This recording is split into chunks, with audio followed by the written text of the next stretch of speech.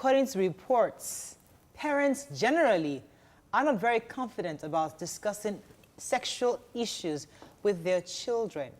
Along the way, a lot of young people miss out on valuable information on how to protect themselves or even when to start this conversation. Joining us on the show is a reproductive health educationist, Opeyemi Adeyemi. In your view, when is the best time to talk about this?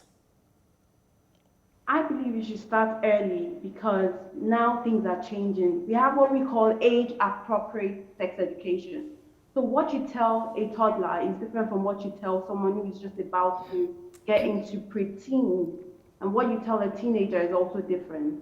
With the rise in sexual assault and the rise in child molestation, I would say it's better you let them know things like consent, things like the good touch, bad touch. So for someone who is between the age of 2 and before they are preteens, they should know about their body.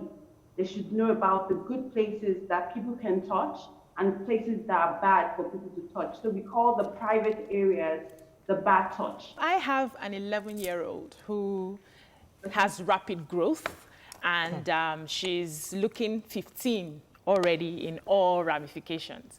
Now, talking to her about the privates and consents and all of that is easy for me, but I believe that there are certain conversations I should be having with her about sex right now, and I'm at a loss on how to start up the conversation, on how to, I don't know how to say it.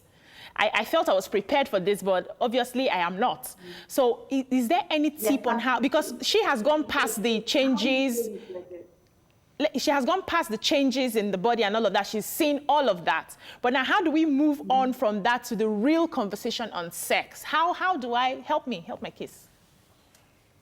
I always say that you can start anywhere. Any conversation can start anyway. So you might be watching a movie, and that could be the start of your conversation. Okay. You might be passing through somewhere, and then you notice she's inquisitive about something, and you might start the conversation from there, because children actually know these things. A lot of times we think they are unaware, but you'll be surprised at how much they know. Right. I understand that when it comes to sex, parents worry about, if I give them sex education, am I giving them too much information to allow them to start that journey? But for someone who is as young as that, you can inculcate your values and the reason why you believe in things like abstinence. So when you talk to them, you let them know, okay, I understand that at this age you might be having a crush, because you would be surprised, they're already having crushes. I know. They're already having some set level of feeling towards somebody else. But they're not bold enough to come and tell you, right, because they feel it's weird. This thing called crush, this crush thing. So, okay, let me let you finish. Go ahead, please, because I really have a question on the crush. Okay, so I would say that you could talk about your experiences too. You could talk about your own personal experience and why you think they should wait, why they should concentrate on their future, why this is not for you at the moment. But start that conversation. Let them hear it from you rather than from someone from the outside. Fantastic. So this crush thing, is it until they're teenagers, or can children, 6-year-olds, 7, have crushes? Because sometimes they watch these silly programs on television where they are seeing all these characters, young teenagers, talking about boyfriends, talking about kissing. I mean, we see it on television, and I'm thinking to myself, okay, this is supposed to be child appropriate, but I'm seeing teenagers, young teenagers, talking about boyfriend or having secrets, having dates, and I'm like, what is going on here? So please tell me when to start thinking of crushes. The generation has changed by far. I think things that we weren't seeing then and what's happening now, even down to the cartoons, there are so many things happening now. So it would be, I don't want to use the word, it would be wrong for a parent to be naive to these things.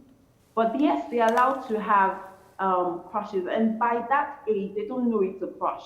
To them, they just feel like they like this person specially than other people. So you have to explain to them, it's okay to have crushes, it's okay to like someone, but okay, fine, these are the boundaries that should be in place.